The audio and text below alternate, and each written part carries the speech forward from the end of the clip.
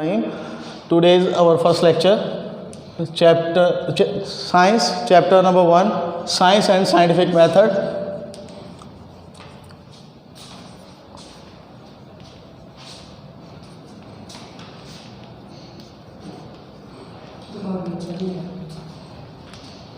Word science, how we explain the word science. जैसा कि हम पिछली कई सालों से, पिछली कई क्लासेस से साइंस को पढ़ रहे हैं एज अ सब्जेक्ट, लेकिन अगर हम इस लफ्ज़ की तारीफ़ करना चाहें, इस लफ्ज़ को डिफ़ाइन करना चाहें तो हम कैसे करेंगे? तो we can say the knowledge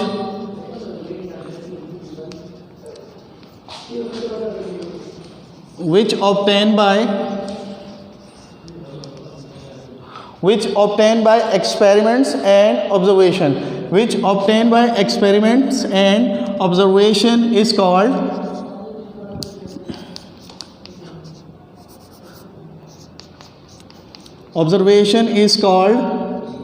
science. लफ्ज़ साइंस जो है ये इंग्लिश ज़बान का लफ्ज़ नहीं है.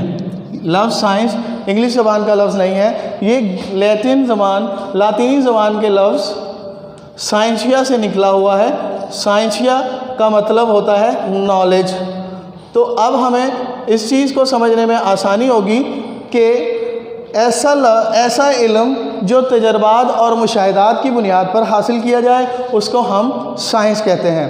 हम अपनी रोज़मर्रा ज़िंदगी में बेशुमार चीज़ों को इस्तेमाल करते हैं, जैसा कि हमारे पास बेशुमार इजादात हैं. साइंटिफिक मेथड्स के ज़रिए, साइंटिफिक नॉलेज के ज़रिए हमारे साइंसदान ह्यूमन बीइंग की वेलफेयर के लिए बेशुमार इन्वेंशंस कर रहे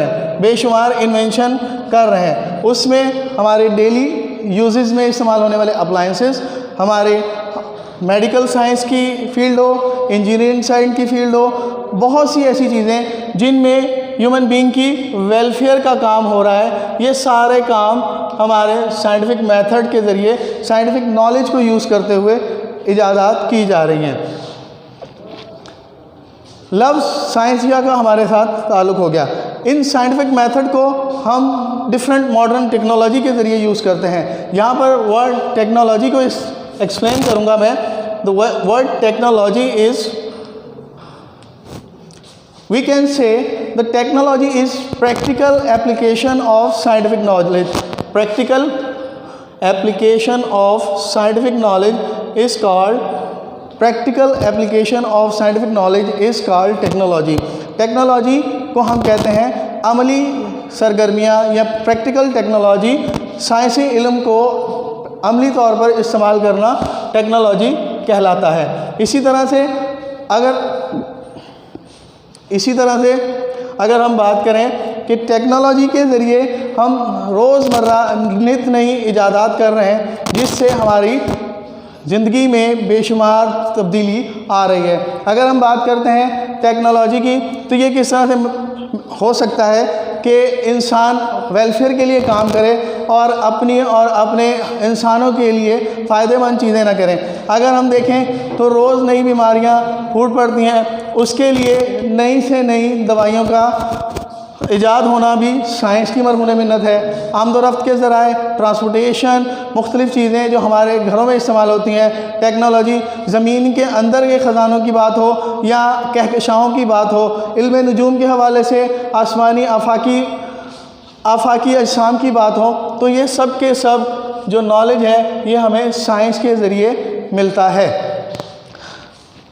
साइंस बज़ाते ख़ुद एक सब्जेक्ट है, लेकिन जिस तरह से अल्लाह तबारक व तआला ने इस दुनिया को तख्लीक किया वो मालिक कायनात लामहदूद है. इसी तरह से उसकी नेचर के तमाम राज अब तक फाश करने से साइंस भी कासिर है. क्यों? क्योंकि यहाँ पर साइंस की कुछ बाउंड्रीज़ और लिमिटेशन आती हैं.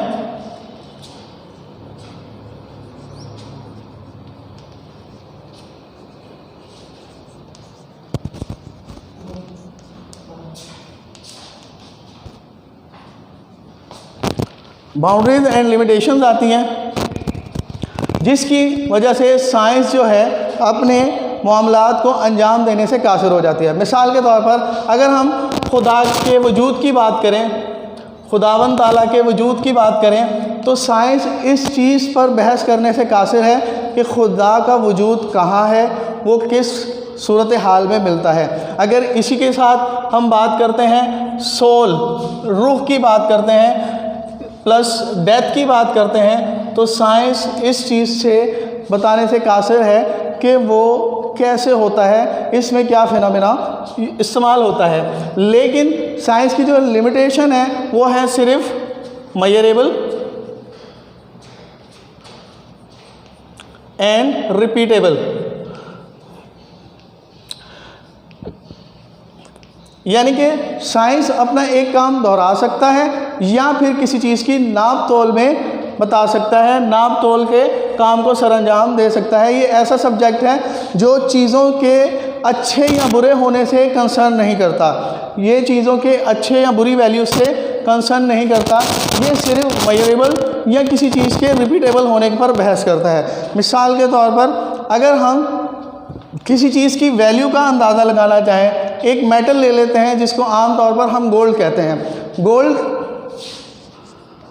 एक मेटल है, इसके साथ सिल्वर भी एक मेटल है। साइंटिफिकली हम सिर्फ इनकी स्टडी कर सकते हैं कि इनकी अपनी अपनी सोशल वैल्यू क्या है, लेकिन साइंस कभी भी इस चीज़ को बताने से कासिर होगी कि इन दोनों में एक्सपेंसिव कौन है, यूज़फुल कौन सा है। लेकिन साइंस सिर्फ इनके बारे में, इनके स्ट्रक्चरल फिनोमेना के बारे में बहस कर सकता है, इनकी वैल्यू असाइन नहीं कर सकता। इसके अलावा अगर हम बात करें गुड एंड बैड वैल्यूज़,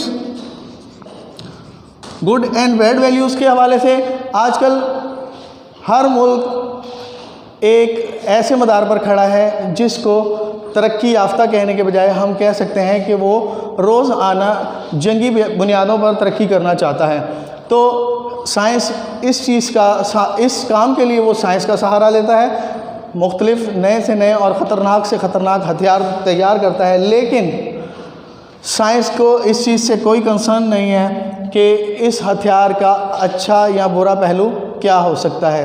तो साइंस की लिमिटेशन इस चीज़ पर कभी बहस नहीं करती कि व्हाट इज़ गुड और what is bad. It is concern with only what is measurable and what is repeatable.